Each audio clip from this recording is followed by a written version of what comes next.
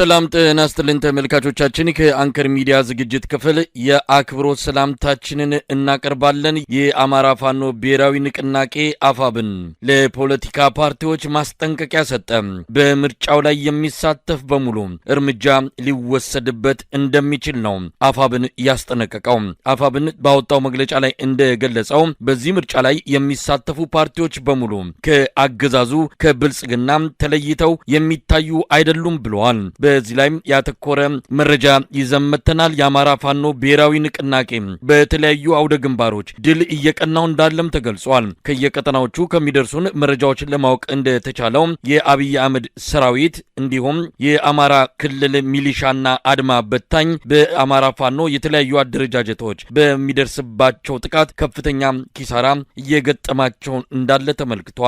የአማራ ፋኖ ብሔራዊ ንቅናቄ መጠነ ሰፊ ሰራዊት አስመርቋል። በዚህ የሰራዊት ምርቃ ላይ የተገኙት የፋኖ አመራሮች የአማራ ህዝብ የሚጠብቀው ሰራዊት በተሟላ ሁኔታ እየተዘጋጀ ነው፣ በቅርቡ መጠነ ሰፊ ጥቃት በአገዛዙ ሰራዊት ላይ እንደሚከፈት ነው የገለጹት። ተመልካቾቻችን አብራችሁን በመቆየት መረጃዎቹንና ትንታኔዎቹን እንድትከታተሉ እንጋብዛለን። የዘውትር ተሳታፊያችን መስመር ላይ ነው ያለው። ከአማራ ፋኖ ብሔራዊ ንቅናቄ ምርጫን አስመልክቶ ካወጣው መግለጫ እንጀምር። በአጠቃላይ ለፓርቲዎች ነው የተላለፈው መልእክት። ስለ ምርጫ ብላችሁ አማራ ክልል ከመጣችሁ እርምጃ እንወስድባችኋለን ነው ያለው አፋብን። እስቲ በዝርዝር እንመልከተው። አመሰግናለሁ መሳይ። እንግዲህ የአማራ ፋኖ ብሔራዊ ንቅናቄ ያወጣው መግለጫ የኢትዮጵያ ህዝብም ይሁን መከራውን እየተጋፈጠ ያለው የአማራ ክልል ህዝብ ሲጠብቀው የነበረ ነገር ነው። አሁን የአማራ ክልል ህዝብ ከፍተኛ የሆነ ራሱን ለመከላከል ትንቅንቅ ላይ እያደረገ ባለበት ሰዓት፣ ሰላም በሌለበት፣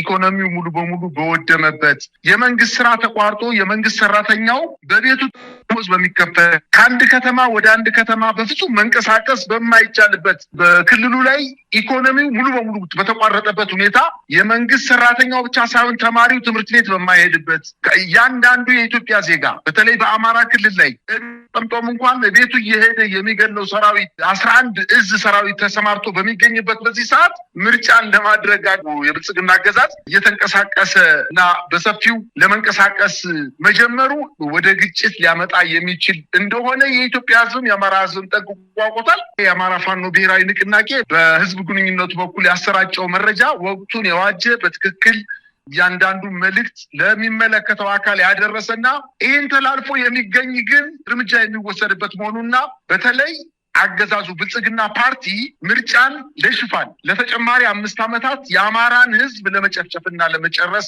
ሰርቲፊኬት የሚያገኝበት ነው ያለው። ነገር ግን ይሄን አጅቦ የሚንቀሳቀሱ የፖለቲካ ፓርቲዎች በአማራ ክልል እንቅስቃሴ ቢያደርጉ ውርድ ከራሳቸው ብሏል። ምናልባትም አሁን የተቃዋሚ የፖለቲካ ፓርቲ አለ ለማለት ያስቸግራል። ነገር ግን በፓርቲ ስም ምናልባትም አንድ ቢሮ እና የተወሰኑ በጣት የሚቆጠሩ ሰው አባላትን ይዘው እየተንቀሳቀሱ ያሉ ፓርቲዎች አሉ። ከመንግስት የሚመደብላቸውን በጀት በምርጫ ቦርድ በኩል የሚሰጣቸውን በጀት ተጠቅመው ወደ ኪሳቸው ለመክተት ወዳልተፈለገ ሞት ጎዳና ሊሄዱ ስለሚችሉ ከዚህ ድርጊታችሁ ታቀቡ በማለት ማስጠንቀቂያ ሰጥቷል። ፖለቲካ ፓርቲዎች ንጹሃንን በገዛ ቀያቸው እየመጣ የሚገድል ስርዓት በአማራ ክልል ተሰማርቶ ባለበት በዛ ከተሞችን በከባድ መሳሪያ እየደበደበ ከተሞችን እያወደመ መሰረተ ልማትን እያጠፋ ያለ አገዛዝ ምርጫ ሰላም ሲኖር ነውና ይሄንን ደግፋችሁ የምትንቀሳቀሱ የፖለቲካ ፓርቲዎች ውርድ ከራሳችሁ መንግስት የቆመረውን ቁማር እናንተ ለማስፈጸም እንቅስቃሴ ብታረጉ ለምን ወስደው እርምጃ ተጠያቂ አይደለንም፣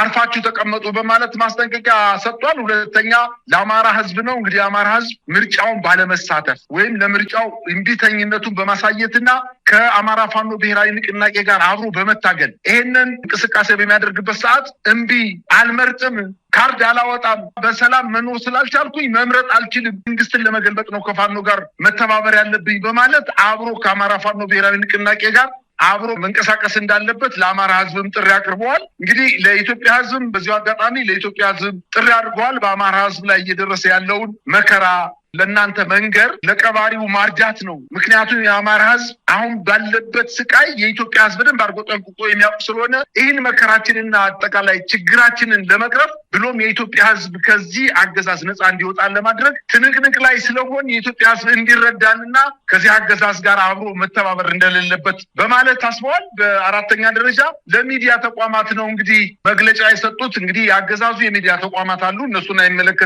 ነገር ግን ምንም አይነት የምርጫ ሂደት የሚያሟላ ቅድመ ሁኔታዎች ያልተዘጋጁበት የኢትዮጵያ ህዝብ ፍላጎት የሌለው መሆኑን በማጋለጥ ትብብር እንድታደርጉ ማለት ለሚዲያ አካላቶችም ጥሪ አቅርበዋል። እንዲሁም ለዓለም አቀፍ መንግስታትም ለዓለም አቀፍ ተቋማትም ጥሪ አቅርበዋል። ይሄ መንግስት አሁንም ሽፋን በማግኘት በምርጫ ስም እውቅና የሌለው ምርጫ በማድረግ ህጋዊ የሆነ መንግስት እንደሆነ ለማስገንዘብ እየተሯሯጠ ስለሚገኝ ህዝብን እየፈጀ እየጨረሰ የሀገሪቱን ኢኮኖሚ በሙሉ ወደ ጦር ግንባር አዝምቶ ህዝብን እየጨፈጨፈ ያለ መንግስት መሆኑን አውቃችሁ ለዚህ መንግስት እውቅና ባለመስጠት ትብብር እንድታደርጉ ማለት ማሳሰቢያ ሰጥቷል። በስድስተኛ ደረጃ በሀገር ውስጥና አገዛዙን እየታገላችሁ ያላችሁ ጸረ ብልጽግና አካላት በማለት መሳሪያም አንግበው እንዲሁም በሰላማዊ አመጽ በህዝባዊ እምቢተኝነት በትግል እንቅስቃሴ ውስጥ ያላችሁ ኢትዮጵያውያን ወገኖቻችንና ድርጅቶች ከአማራ ፋኖ ብሔራዊ ንቅናቄ ጋር አብራችሁ በጋራ መታገል እንዳለባችሁና እናንተም እኛ እንዳወጣ ነው በተለያዩ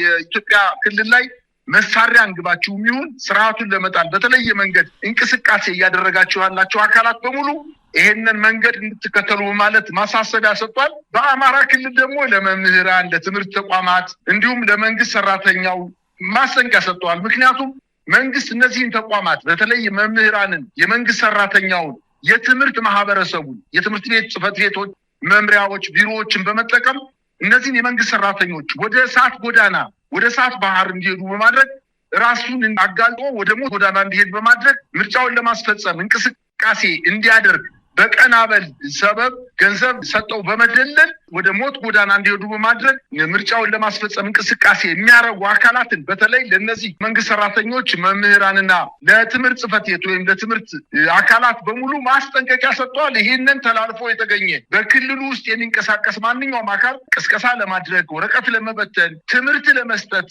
የምርጫ ቦርድን ጨምሮ ወይም ሌሎችን የሲቪክ ተቋማትን ጨምሮ በአማራ ክልል እንቅስቃሴ የሚያደርግ ማንኛውም ተቋም ይሁን ግለሰብ ይህንን ጥሪ ተላልፎ ከተገኘ ለሰራዊታችን ቀጥተኛ ትዕዛዝ የሰጠን መሆናችን እና እርምጃ እንዲወሰድበት ለማድረግ መመሪያ የሰጠን መሆኑንና ይህን ተላልፎ የተገኘ ግን ምህረት የሌለው እርምጃ እንዲወሰድ ትዕዛዝ ሰጠናል በማለት ማሳሰቢያ ሰጥተዋል። ምርጫው አጠቃላይ በአማራ ክልል ይካሄዳል የሚል እምነት የለ። መንግስት ግን ይሄንን ድርጊት ምናልባት እውቅና ለመስጠት ህጋዊ ለማድረግ አሁንም የተነጠቃቸው ወረዳዎችን ነጥቆ መልሶ ይዞ ምርጫ ለማድረግ የሞት ሽረት ትግል እያደረገ ባለበት በዚህ ሰዓት የፋኖ ኃይሎች ደግሞ በተለያዩ አካባቢዎች ይህንን ነቅተው በመጠበቅ እየመከቱት እንደሚገኙ ነው መረጃዎች የሚያመላክቱት። መሳይ እንግዲህ ይሄ ትዕዛዝ ወይም መመሪያ ወይም ማስጠንቀቂያ ከተላለፈ በኋላ የፖለቲካ ፓርቲዎች ውሳኔ ነው የሚጠበቀው። የአብይ አህመድ አገዛዝ አንዳንድ እውነተኛ የሆኑ የህዝብን ድምጽ ይወክላሉ የሚባሉ ፓርቲዎችን በማስፈራራት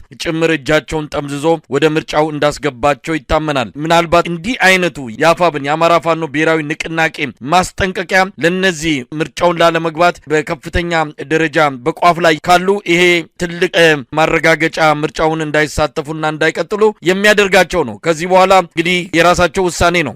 የአማራ ህዝብንም አጠቃላይ የኢትዮጵያ ህዝብንም ውሳኔ ሳይቀበሉ በምርጫው መሳተፋቸው ከምንም በላይ በተለያየ መልኩ ከሚደርስባቸው አደጋ ባሻገር በቀጣይም በፖለቲካ ህልውናቸው ላይ ትልቅ ጉዳት የሚደርስባቸው መሆኑን ተገንዝበው ለዚህ ለፋኖ ጥሪ ምላሽ መስጠት አለባቸው፣ በአስቸኳይ ከምርጫው ውጡ ነው በሚል እንግዲህ የአማራ ፋኖ ብሔራዊ ንቅናቄ ማስጠንቀቂያ የሰጠው። እንግዲህ በትግራይ አካባቢ ምርጫው እንደማይካሄድ ይታወቃል። በእርግጥ ይፋ የሆነ ከህወሓት የተላለፈ ጥሪ የለም። ምናልባት ይጠበቃል። ህወሓትም ተመሳሳይ በሆነ መልኩ መግለጫ ሊያወጣ እንደሚችል፣ በኦሮሚያ ክልልም ባልታወጀና በመግለጫ ባልወጣ መልኩ በዛ አካባቢ ምርጫ ላይ የሚሳተፉ ወገኖችን እርምጃ ይወሰድባቸዋል የሚል ስጋት እንዳለ ከዚህ በፊት ፕሮፌሰር መራራ ጉዲና ለምን በምርጫው እንደማይሳተፉ ሲገልጹ የተናገሩትን ማስታወስ በቂ ነው። ምናልባት የኦሮሞ ነጻነት ሰራዊት ኦላ የፋኖንም ሆነ የሌሎች ኃይሎችን ጥሪ በመድገም በኦሮሚያ ክልልም መሰል ጥሪ እንደሚያደርግ ይጠበቃል።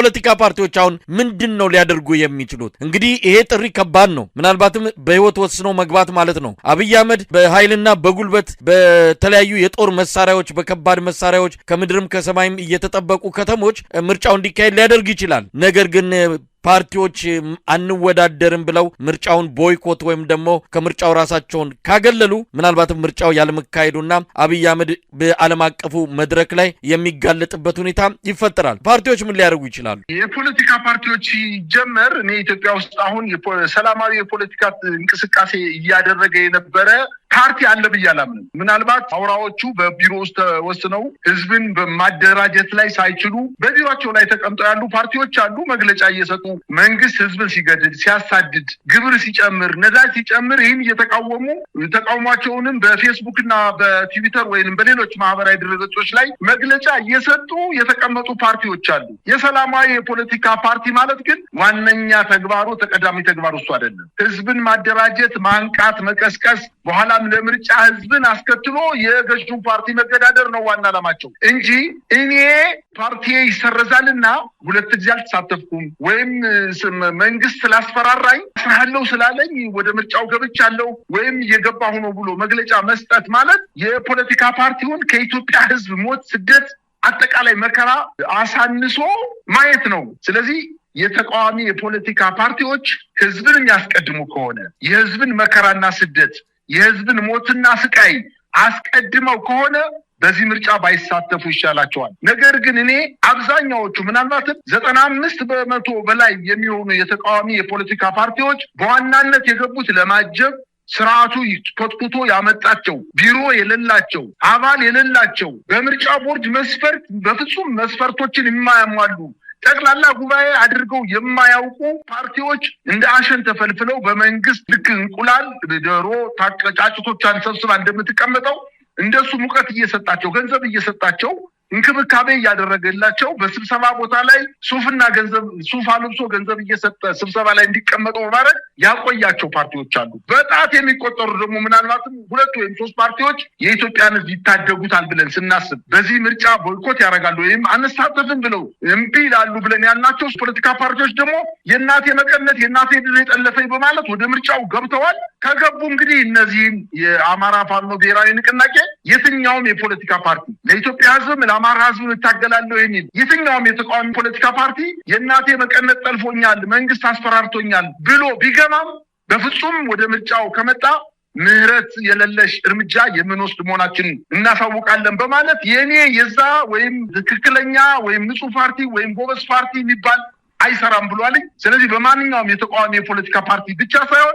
ንጹህ ነው ምርጫን ለማስፈጸም ገለልተኛ የፖለቲካ ፓርቲ አባል ያልሆኑ እንኳን በዚህ ምርጫ ለመታዘብ እንቅስቃሴ ለማድረግ የሲቪክ ተቋማት ህብረተሰቡን ለማንቃት እንቅስቃሴ የሚያደርጉ ምርጫና ምርጫ ነክ ነገርን በክልላችን እንቅስቃሴ የሚያደርግ ማንኛውም ግለሰብ የሚሆን ድርጅት እርምጃ የምንወስድ መሆናችንን በማለት እንቅስቃሴ እያደረጉ ነው። ይህን እንግዲህ ተከትለው ራሳቸውን ከሞት ፓርቲያቸውን ደግሞ ከመጥፋት ለመታደግ ከፈለጉ ወደ አማራ ክልል ተንቀሳቅሰው ምርጫ ቅስቀሳ ባያደርጉ የተሻለ ነው የሚል ምክር ነው ማቅረብ የምፈልገው። ይሄን ተላልፎ የተገኘ ግን እንግዲህ ውርድ ከራስ ብሏል። ያው ፈረሱም ያው መዳውም ያው ነውና ሂደው ይሞክሩት። እንኳን የፖለቲካ ፓርቲ ምንም ኃይል የሌለው ተሰሚነት የሌለው በየትኛውም ቦታ የማይታወቅ አይደለም 11 እዝ ይዞ ሄዶ እንኳን መንግስት ያለ የሌለ ኃይሉን ይዞ ሄዶ እንኳን አየር ኃይሉን፣ ምድር ጦሩን፣ ባህር ኃይሉን፣ ስፔሻል ፎርስ የሚባለውን ጨራሽ ኃይል የተባለውን ኃይል ይዞ ሄዶ እንኳን ዛሬ እንግዲህ ቤተክርስቲያን እንደገባችሁ ሻ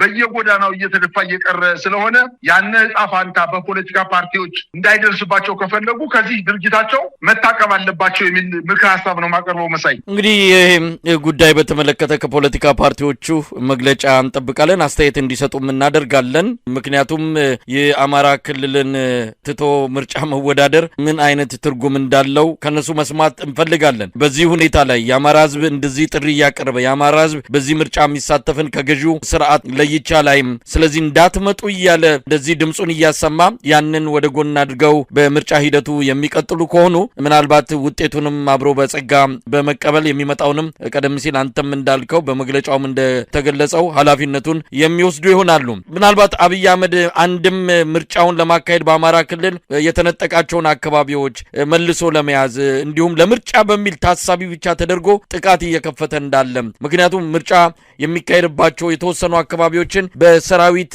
ለመክበብና በከፍተኛ ሁኔታ ጥበቃ ተደርጎላቸው እንዲካሄዱ ከወዲሁ እየተዘጋጀ እንዳለ ነው የሚሰማው። ይህንን ለመመከት ደግሞ የአማራ ፋኖ በተለያዩ ቀጠናዎች ውስጥ የሚገኙ ታጋዮች ከፍተኛ የሆነ የመልሶ ማጥቃትና የማጥቃት እርምጃ በመውሰድ ድሎችን እያገኙ እንዳለ ነው እየሰማን የምንገኘው። እስቲ ከዚህ ጋር በተያያዘ ያለውን መረጃ አካፍለን።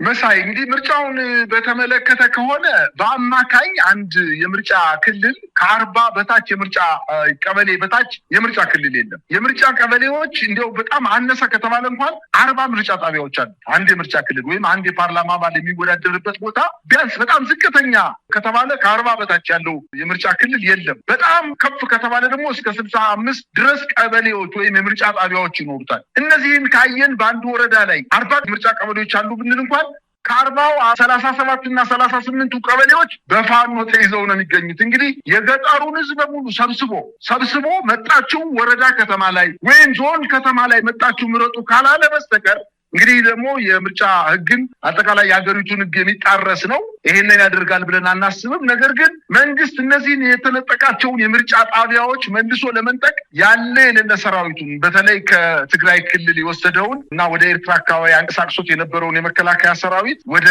ተለያዩ አካባቢዎች ወደ አማራ ክልል የተለያዩ አካባቢዎች እያመጣ እና ጦርነት ለመክፈት በአንዳንድ ቦታዎችም ላይ ጀምሯል። ነገር ግን የተሳካለት አይመስልም። በተለይ በምዕራብ ወሎ ወግዲ ወረዳ እንግዲህ 3ኛ ቀን ያስቆጠረ ከባድ ትንቅንቅ እየተደረገ ባለበት ሰዓት የአማራ ፋኖ ብሔራዊ ንቅናቄ የሚኒሊክ እዝ መብረቁ ክፍለ ጦር ታላቅ ድል ነው የተጎናጸፈው። ለ3 ተከታታይ ቀናት እነዛን የምዕራብ ወረዳዎችን ለማስለቀቅ መጀመሪያ ወግዲ ወረዳን የፋኖ ጠንካራ ይዞታ ናት የተባለችውን አስለቅቆ ከዛ ወደ አማራ ሳይንት ወደ መሀል ሳይንት ለመንቀሳቀስ ሞክሮ ነበረ። ነገር ግን የአገዛዙ ጦር በጣም በርካታ ሰራዊቱን አስደምስሶ ወደኋላ እያፈገፈገ እንደሚገኝ በተለይ ወረዳዋ ማክፋታና የጉርባ በሚባሉ ቀበሌዎች ላይ ተቆርጦ በርካታ የአገዛዙ ጦር እንደተማረከ ሻለቆች፣ የሻምበል አመራሮች፣ የመቶ መሪዎች እንደተማረኩና በርካታ ሰራዊቱም እንደተገደለበት ነው መረጃዎች እያመላከቱ የሚገኙት። በሌላ ዜና ከዳባት ወደ ገደብዬ በርካታ ኮንቮይ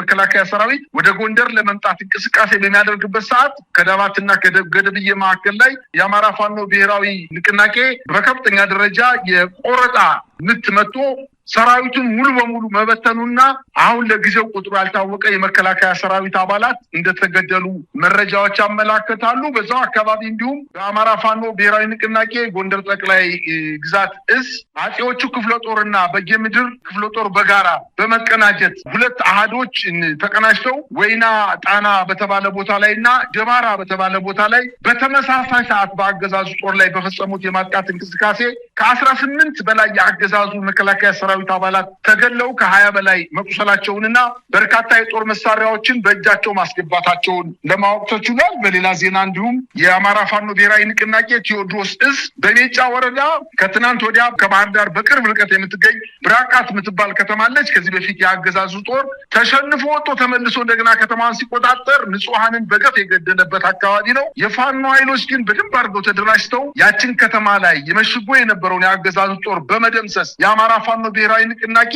ቴዎድሮስ እዝ የ102ኛ ኮር 11ኛና 33ኛ ክፍለ ጦሮች በጋራ በፈጸሙት ማጥቃት ከ40 በላይ የመከላከያ ሰራዊቱን በመደምሰስ ምሽጎችን መቆጣጠራቸውን ነው ለማወቅ የተቻለው። አሁን ማምሻውንም የደረሰን ዜና አገዛዙ በከፍተኛ ክሳራ ለቆት የነበረችውን በማዕከላዊ ጎንደር የአለፋ ወረዳ ዋና ከተማ የነበረችውን የሻውራን ከተማ መልሶ ለመቆጣጠር ከደልጊ ወደ ስፍራው የተንቀሳቀሰው የአገዛዙ ጦር ድኩል 40 ከምትባለው አማካኝ ጎዳና ላይ ሲደርስ በቆረጣ ተመቶ ወደ ደልጊ ተመልሶ እንደሄደና በርካታ የአገዛዙ ጦር በውጊያ እንደተደመሰሱበት ነው መረጃዎች የሚያመላክቱት። ይሄ አሁንም እንደቀጠለ ሲሆን ከ3 ሳምንት በፊት የደቡብ ጎንደር በርካታ ወረዳዎች በአገዛዙ ጦር ተይዘው የነበሩት የፋኖ ኃይሎች 17 ወረዳዎችን በእጃቸው ማስገባታቸውና የደቡብ ጎንደር ዋና ከተማ ደብረታቦር መቆጣጠራቸው ይታወቃል። ከዛ በኋላ ደቡብ ጎንደር ዋና ከተማ ደብረታቦር ላይ የአገዛዝ ጦር በርካታ ድሮኖችን በመጣል ከተማዋን ማቃጠል ሲጀምር በዙሪያው ከበባ በመፈጸም ከከተማዋ የፋኖ ኃይሎች ወጣው ነበረ። ዛሬ በርካታ ሰራዊት ወደ ከተማዋ አስገብቶ ክምር ድንጋይን ለመቆጣጠር እንዲሁም ወደ ተለያዩ የፋኖ ኃይሎች ተቆጣጥሮ በሚገኙበት አካባቢ ከተሞችን ለመያዝ ጥረት እያደረገ ነው የሚገኘው። ነገር ግን ጥረቱ ፈቅ ያላለና አሁንም ከደብረታቦር ከተማ ብዙ ርቀት ያልተጓዘ መሆኑ ነው መረጃዎች የሚያመላክቱት። እንግዲህ በሌላ ዜና ከሁለት ቀናት በፊትም በምስራቅ ደንቢያ ወረዳ ሮቢት ብትባል ከተማ አለች። በጨዋይትና ከቆላ ድባ ከተማ የአገዛዝ ጦር ወደ ሮቢት ከተማ እንቅስቃሴ አድርጎ በሁለት አቅጣጫ ለማጥቃት የሞከረው ሙከራ በጣም በበርካታ ክሳራ ተመቶ ወደ እነዚህ ሁለት ከተሞች መመለሱ ይታወቃል። በተለይ ከጨዋይትና ከቆላ ድባ ተንቀሳቅሶ የነበረው ሰራዊት አልቻለም፣ ተመልቶ ተመልሷል። ሮቢትን በፋኖ ቁጥጥር ውስጥ ሳያስደፍሩ ቆይተዋል። ነገር ግን በትናንትናው ዕለት ከጸዳ ከተማ፣ ከእንፍራንስ፣ ከጨዋይት፣ ከቆላ ድባና ከማክሰኝት ከተሞች በአምስት አቅጣጫ ከተማዋን ከበባ ለመፈጸምና ሮቢትን ለመቆጣጠር ያደረገው ጥረት አልተሳካለትም። በአጠቃላይ በበርካታ ቦታዎች ላይ በርካታ ሰራዊት እያሰማራ የፋኖ ኃይሎችን መግፋት ወይንም እየለቀቁለት ተመልሶ እንደገና የፋኖ ኃይሎች በመልሶ ማጥቃት አሁንም እየመቱት ሲገኙ እንደነበር ይታወቃል። አሁን ግን ፈቅ ያላለ ነገር ግን በርካታ ሰራዊቱን እያስመታ ተመልሶ ወደ ነበረበት እየገባ እንደሆነ ነው ለማወቅ የተቻለው። በሌላ ዜናም እንዲሁ በአንኮበር ወረዳ ሸዋ ጠቅላይ የሆነኝ ኮር ጣይቱ ክፍለ ጦር ለመምታት የአገዛዝ ጦር ለሶስት ተከታታይ ቀናት ውጊያ እያደረገ ሲሆን በጣይቱ ክፍለ ጦር ሙሉ በሙሉ ከበባ ውስጥ ገብቶ አሁንም እየተመታ እንደሚገኝ ነው ለማወቅ የተቻለው። በሌላ ዜና እንዲሁ አሁንም የደቡብ ጎንደሩ ክምር ድንጋይ አካባቢ ላይ አሁንም ከባድ ውጊያ እየተደረገ እንደሆነና የፋኖ ኃይሎች በመልሶ ማጥቃት የአገዛዙ የመጣውን በርካታ ጦር መክተው እየመለሱ እንደሆነ ነው መረጃዎች እያመላከቱ የሚገኙት። መሳይ እንግዲህ በሌላ በኩል የአገዛዙ ወታደሮች ሰላማዊ ዜጎች ላይ የሚያደርሱትም ጥቃት ተጠናክሮ የቀጠለበት ሁኔታ ነው ያለው። ሰሞኑን በአማራ ሳይንት አካባቢ በቤተክርስቲያን ላይ በተፈጸመ ጥቃት እንደዚሁ የቤተክርስቲያን አባቶች ሃይማኖት መምህራን መገደላቸው የሚታወስ ነው። በሰሜን ወሎ ዞን የወልዲያ ደብረ ሰላም መድኃኔዓለም ካቴድራል አስተዳዳሪ መላከ ምሕረት አባ አይናለም አማረ ቆሞስ ከትላንት በስቲያ መገደላቸው ተሰምቷል። የካቴድራሉ አስተዳደር ለመሰረት ሚዲያ እንደገለጹት ከሆነ በአካባቢው የሚንቀሳቀሱ የመንግስት ታጣቂዎች ይዝቱባቸው እንደነበረ፣ ጥርስ ተነክሶባቸው እንደነበረ፣ ነገር ግን እንደው እንደዚህ አይነት ጥቃትና ግድያ ይዳረጋሉ ብለን አልጠበቅንም። አሁን ግን ወደ ቤተክርስቲያኒቱ በሌሊት ዘልቀው በመግባት እኚህን አባት በጥይት ደብድበው መግደላቸውን ነው የተናገሩት። ያሳዝናል። አብይ አህመድ ዘመን የቤተክርስቲያኒቱ አባቶች ይታረዳሉ፣ ይገደላሉ። የደረሰባቸው መከራ ቃላት ከሚገልጸው በላይ ነው። ለማንኛውም ይህንን ለመታደግ እንግዲህ ፋኖ ደረጃጀቱን አንድ ካደረገ በኋላ በተለይ የሰው ኃይሉን በወታደራዊ ቁመናና ብቃት ለማጠናከር እየወሰዳቸው ያለው እርምጃ ከፍተኛ ውጤት እያሳየ ነው። በአንድ እጁ ጦር መሳሪያ ይዞ ይዋጋል፣ በሌላ እጁ ወታደሮችን እያሰለጠነ ብቁ ያደርጋል። መንታ ተልእኮችን ነው እንግዲህ በተመሳሳይ ጊዜ እያደረገ ያለው። ሰሞኑን ያሰለጠናቸው ወታደሮች ኮማንዶዎች ናቸው። በአይነቱ የተለየ ነው። ከሶስቱ የአማራ ቀጠናዎች የተሰባሰቡ በአንድ ቦታ ሰልጥነው እንግዲህ ለሚቀጥለው ግዳጅ እንደተዘጋጁ ነው የተገለጸው። ይህ በራሱ በአገዛዙ መንደር የፈጠረው ሽብር ቀላል የሚባል አይደለም። እንዲህ አይነት ግዙፍ መጠነ ሰፊ በሆነ መልኩ ወታደሮችን አሰልጥኖ ለውጊያ በማዘጋጀት ረገድ ፋኖ የወሰደው እርምጃ እንዲህ በቀላሉ የሚታይ አይደለም። ስልጠና ሰፊ መሬት ይፈልጋል። የተረጋጋ የስልጠና እንቅስቃሴ ይፈልጋል። ይህንን ሁሉ ያደረጉት ደግሞ ወረዳዎችን፣ ቀጠናዎችን በመቆጣጠር ነፃና አገዛዙ እንዳይጠጋው እንዳይደርስበት አድርገው ነው። በቀላሉ የተገኘ አይደለም። ማሰልጠን በእንደዚህ በታጣቂ ኃይሎች ደረጃ በቀላሉ የሚታሰብ አይደለም። ፋኖ ግን ይህንን በቁጥርም በስፋትም በማሳካት እንግዲህ ለሚቀጥለው ግዳጅ እንደተዘጋጀ ነው እየተገለጸ ያለው። እዚህ ላይ ምን ማለት ይቻላል? ከዚህ በፊት እኮ የአማራ ፋኖ ብሔራዊ ንቅናቄ ገና ከመመስረቱ በፊት ጠፍተዋል፣ የሉም። አመራሮቹ በገዳም ውስጥ ነው ያሉት፣ ቀሪዎቹ ደግሞ እጅ ሰጥተዋል። እነሱ ከእንግዲህ በኋላ ስምምነት አድርገው በአማራ ሕዝብ ዘንድ ሰላም ወረደ ብለው ላጭበረብሩ በርካታ የፕሮፓጋንዳ ዜናዎችን መረጃዎችን ሲያሰራጩ ነበረ። የሉም ብለዋል እኮ በቃ የሉም ሲሉ እነሱ ደግሞ አሳዩአቸው። እያንዳንዱ በለምጨን የሰለጠነው በምስራቅ ጎጃም ለምጨን አካባቢ የሰለጠነው አሁን ያየነው ገና ከመግባቱ በፊት እንደገባ ከታወቀም በኋላ አገዛዙ እኮ ኮርና እዞችን አሰማርቶ እኮ ያንን አካባቢ ለማውደም ሰራዊቱን ለመደምሰስ በርካታ ሰራዊት አስፈጅቶ ሳይችል ነው የቀረው። ከብቸና ተነስቶ ከሞጣ ተነስቶ መንገድ ዘግቶ ግብአት እንዳይገባላቸው ለማድረግ በርካታ ሙከራዎችን አድርጓል። በደጀን በኩል በጣም ብዙ ጊዜ ሙከራ አድርጓል። ነገር ግን እነዚህ 2000 እና ከዛ በላይ የሚሆኑ ለ6 እና ከ6 ወር በላይ የኮማንዶ ስልጠና የወሰዱ ኃይሎችን እያንዳንዱን ሰው ብትጠይቀው፣ ወጣት ብትጠይቀው፣ አንደኛ የመጣው ከወሎ፣ ከጎጃም፣ ከሸዋ የቴዎድሮስ እዝ፣ የሚኒሊክ እዝ፣ ያሳምነው እዝ በጋራ ያዘጋጁት ጦር ነው። እያንዳንዱ ወጣት ብትጠይቀው እናቱ ወይቱ የተደፈረችበት፣ ቤቱ የተቃጠለበት፣ የአባቱ አዝመራ የወደመበት፣ አባቱ በግፍ ከበረንዳ ላይ የተገደለበት፣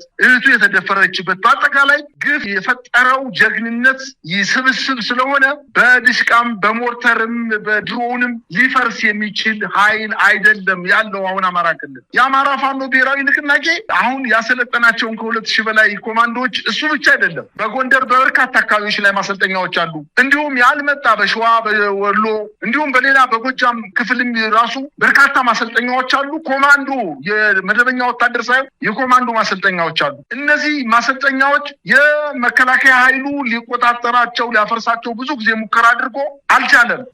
ምክንያቱም የአማራ ፋኖ ብሔራዊ ንቅናቄ እህቶቹን ከመደፈር አገሪቱን ክልሉን ከማውደም ለመከላከል ራሴን መስዋዕት አድርጌ ህዝቤን ማዳን አለብኝ ብሎ የወጣ የወጣቶች እና ሀገርን የሚወዱ ዜጎች ስብስብ ስለሆነ በሰራዊት ብዛትና በመሳሪያ ብዛት ክልሉን ላይ እየተንቀሳቀሱ ያሉት እነዚህን የነጻነት ታጋዮች በፍጹም ሊያጠፋቸው አይችልም። አሁን ደግሞ የፈለገውን አድርጎ አካባቢውን ለመቆጣጠርና ምርጫ ለማድረግ ሙከራ ሲያደርግ እነዚህ የአማራ የቁርጥ ቀን ልጆች ታሪክ ሰርተው ያሳዩታል። ከእንግዲህ በኋላ ወደፊት የሚገፋ የአማራ ፋኖ ብሔራዊ ንቅናቄ እንጂ የመከላከያ ሰራዊት የሚገፋው የፋኖ ኃይል እንደማይኖር ራሱ ማውቆታል፣ ጨንቆታል። መንግስት የሚያደርገው ጠፍቶታል። እናሸንፋለን ከእንግዲህ በኋላ ሻመት ብትጓጓ አታሸንፉም ሲል የነበረው አሁን ደግሞ አንሸንፍም እያሉ በሚዲያ ላይ እየወጡ እየተናገሩ ነው። ይባስ ብሎ የብልጽግና ተበትኖ ያለውን አመራር በየቦታው እየሰበሰቡ ወደ ነበርክበት ወረዳ ሂደህ ታስተዳድራለህ፣ መከላከያ ሽፋን ሰጥቶ እንገባለን እያሉ ነው። ከፍተኛ የሆነ ጦርነት ሊፈጠር እና ከፍተኛ ግጭት ሊፈጠሩባቸው የሚችሉ ቀናቶች እየቀረቡ እንደሆኑ ነው ማየት የቻልኩትኝ። በመጨረሻ ግን መሳይ በዚህ ጉዳይ ላይ ማለት የምፈልገው በርካታ ቤተክርስቲያናት አሁን ያገዛዙ ጦር ግፋቢ በአስፓልት መንገዶች ላይ ወይንም በአስፓልት መንገዶች ላይ የሚገኙ ወረዳዎች ላይ እንዲያው በጣም ወጣ ከተባለ ደግሞ ራሱን በኮርና በክፍለ ጦር ደረጃ በቤተክርስቲያን ቅጥር ግቢ ውስጥ ምሽግ ሰርቶ በቤተክርስቲያን ግቢ ውስጥ እየተጸዳዳ በግብር ቤትና በማህሌት ቤት ምግብ እየበላ ቤተክርስቲያን ቅጥር ግቢ ውስጥ ጫትና ሲጋራ እየቃመ በፍጹም ነውር የሆነ ድርጊት እየፈጸመ ቤተክርስቲያንን እንደ ምሽግ እየተጠቀመ ያለ ስርዓት ስለሆነ በህዝብም ዘንድ በከፍተኛ ሁኔታ ተጠልቷልኝ። በቅጥር ግቢ ላይ በርካታ ወንጀሎችን፣ ኃጢአቶችን ለቅዳሴና ማህሌት ለማድረስ የሚንቀሳቀሱ አዛውንቶችን፣ እናቶችን፣ የእምነት አባቶችን፣ የሃይማኖት አባቶችን እየደበደበ ንብረት የሚቀማ ልጃገረድ ሴቶችን ደግሞ ጎትቶ በመውሰድ መድፈር፣ ሌሎችንም ጸያፍ ድርጊቶችን የሚፈጽም ኃይል ስብስብ ስለሆነ አሁን የቤተክርስቲያን አባቶችን በተለያየ ቦታ የሚገልበት ብቸኛ አጋጣሚ እሱ ስለሆነ ራሱን በቤተክርስቲያን ደብቆ የኢትዮጵያ በአጠቃላይ የአማራ ህዝብ ቤተክርስቲያን እንዳይስም እምነቱን በስነ ስርዓት እንዳይተገብር ለማድረግ ቤተክርስቲያኖችን እንደ ዋና ምሽግ እየተጠቀመባቸው እንደሆነና የሃይማኖት አባቱ ማንቦ ወልዲ አካባቢ የተገደሉት አባት እንዲሁም ወግዲ አካባቢ ቤተክርስቲያንን ከባድ መሳሪያ መጥቶ የእምነት አባቶችን የገደለበት መንገድ ዋነኛው ለእምነት ጠላትና ጸር የሆነ ስርዓት ስለሆነ በስህተት የተመታ አይደለም። አባቶችን በስህተት ተገደሉ አይደለም። እህቶቻችን ደግሞ የተደፈሩት በስህተት አይደለም። ጫት የሚቃመው መጸዳጃ ቤትም ያደረጉት በማህሌትም ውስጥ ገብተው ምግብ እየበሉ ያሉት በስህተት አይደለም። የሀገሪቱን የክልሉን እሴት ለማፍረስ ህብረተሰቡን ለማሸማቀቅ እየሄዱበት ያለው መንገድ ዞሮ እነሱን እንዲወድቁ ያደርጋቸዋል እንጂ የአማራ ህዝብ ተሸንፎ ዝም ብሎ ቁጭ ብሎ የሚመለከታቸው እንዳልሆነ ነው የሚታየኝ መሳይ። በጣም አመሰግናለሁ። እንግዲህ በፋኖ የተለያዩ መረጃዎች ላይ በማተኮር ለተመልካቾች ያቀረብነው የዛሬው ከፋኖ መንደር የተሰኘው ዝግጅታችን ይህንን ይመስላል። በጣም አመሰግናለሁ። እኔም በጣም አመሰግናለሁ።